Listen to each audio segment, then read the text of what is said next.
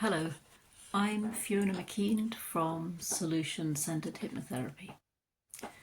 A lot of people, myself included, are very curious about the really weird things that the brain does sometimes. And I'll give you an example of that. Have you ever had the experience of walking into a room and completely forgetting the reason you went in there? Yeah, I think most of us can safely and honestly say that we've had that experience many, many times. I know that it happens to me on a regular basis and it can be really frustrating. But our tendency is often to worry, to assume that it's our memory failing, that there's something wrong with us. Now, of course, if you are concerned about it, or if it's part of a persistent pattern, then please do see a doctor. But most of the time, it's not the brain failing at all. It's simply the subconscious mind just doing its job. And it's something called the doorway effect. I'll explain a little bit about what I mean by that. You see, the subconscious mind is enormously busy. It's doing many, many things all at the same time.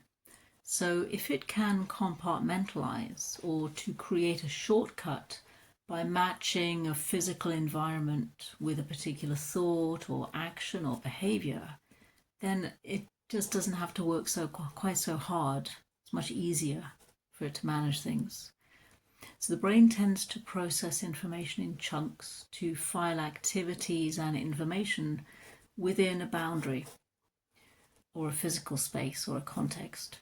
So when you're in a particular room, you create a context for the thought. And I think this is why a lot of people like to study in one particular place, because they found that when they're studying, the information that was processed previously in that same place comes back to mind much faster. It's much more efficient. So it kind of makes sense when you think about it, that when we change the room, when we go from inside the house to outside, for example, or we go from upstairs to downstairs, or we go into the car to fetch something, we cross a threshold or boundary, and there's short-term memory loss as a result of that. The thought just disappears because there's no connection there. So it's like the brain clears space for new information, new thoughts to go with the new context. It's basically location updating. And it's really because the brain wants us to focus primarily on the new environment, or the current environment, the one we're in right now, rather than hold on to information that might not immediately be relevant. And you can see it was probably a really, really useful survival strategy back in the days when a new environment meant possibly a predator or danger of some kind.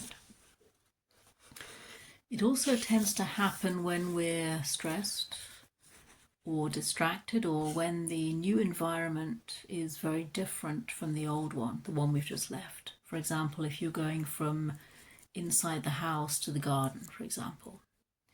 It also sometimes happens when switching to a new tab on a computer. Have you noticed that? It's like the brain sees it as a new location. It really puzzled me when that first happened to me, and I don't know if you've had that happen to you. It's like the brain just sees it as a new place. And if you learn a little bit about the doorway effect, it kind of makes more sense when that happens. So what can we do about it? Well, next time this happens to you, and it will happen to you, try going back to the room in which you first had the thought, either physically retracing your steps or just mentally going back in your mind. And you'll find that the information or the thought will very often come back to you, and you can make a note of it.